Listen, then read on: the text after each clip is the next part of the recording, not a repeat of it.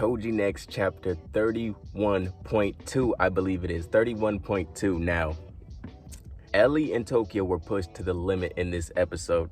And although there were about 3 strikes, maybe 4 tops, in my opinion, this was a highly emotional chapter, especially with the help of the artwork. And like I said, with only a handful of strikes taken in this chapter, there was so much anticipation and buildup between each blow. Beginning with our first strike and a persevering TOKIO, honing in whatever remaining abilities he has left. Before even landing the blow, he even made reference to Azuma's fun facts about the vulture. You know how all the other kids made him feel like a loser? Azuma was there to remind TOKIO that vultures can fly the highest among all birds. However, by the time he actually manages to save ELY, there's that brief moment where we're kind of contemplating, did she survive? Is she alive? What is going down? Is she already a pack? And of course comes the joke. Shout out to Sweet Ishida, bro. He had to throw us a little nipple for a comic relief for Christmas. I need that from Momoma.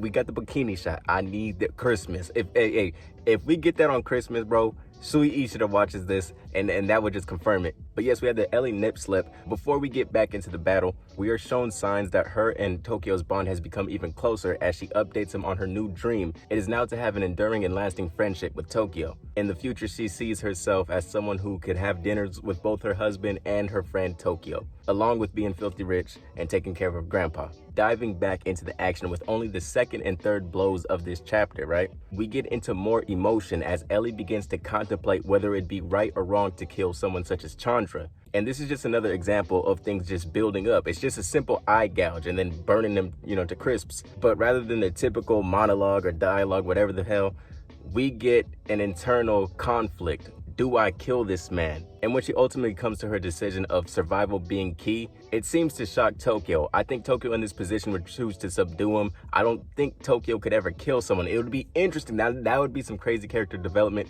or a roadblock maybe even, if TOKIO gets to a point where he gets to pack someone up. And our third blow comes from Chandra as he rises and gives us a counterattack. Now, one thing I noticed in this moment is Chandra's accent began to change. Now, I don't know if it's because he was missing his teeth. I don't know if the chaos started to get to his brain and his personality changed, but it seemed like he had like a southern twang, or even like ebonics, if you will, to a certain extent. This was not the usual elegant Chandra. And this bled into, once again, thinking, is ELY really going to die? Because it's looking grim for her. She's fading away. She just went to having a conversation with TOKIO about her dreams, to now we're at a point where Chandra's pushing her to the brink and those dreams are starting to fade away.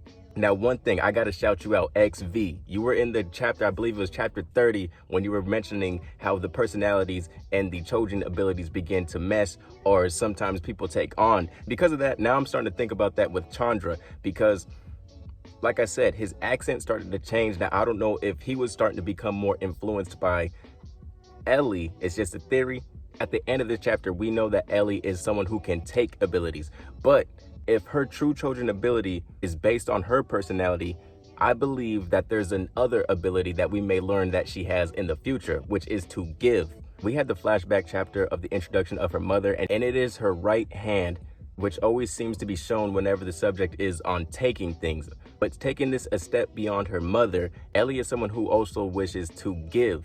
So I believe her left hand will be something where she's able to give power. Another thing that made me think is back when Chandra was starting to complain about his powers beginning to weaken. At that point, he was saying that it could have been due to his old age, but this makes me believe that he had lost a bit of strength when some of his powers had transferred to ELY. Because even in that moment, he wasn't even sure how she was able to attain the power. He thought he had diseased her or something. And another thing ELY's absorption power made me think of is the Noh Mask. Has his priorities changed? Did he witness what just took place? Does he see ELY as a better prize where he could just take her, kidnap her, and then return to essentially absorb the power that he may want within whatever the beast is, or to just go on and continue on collecting abilities that are to his liking? But all in all, man, this was a surprise drop. I didn't even know this came out till like a couple of hours ago. Had to read up, do my thing. Thank y'all for watching. Peace, take care. I am excited. Bro, like I said, Christmas, we need that Momoma. We need something. We need something. Thank you.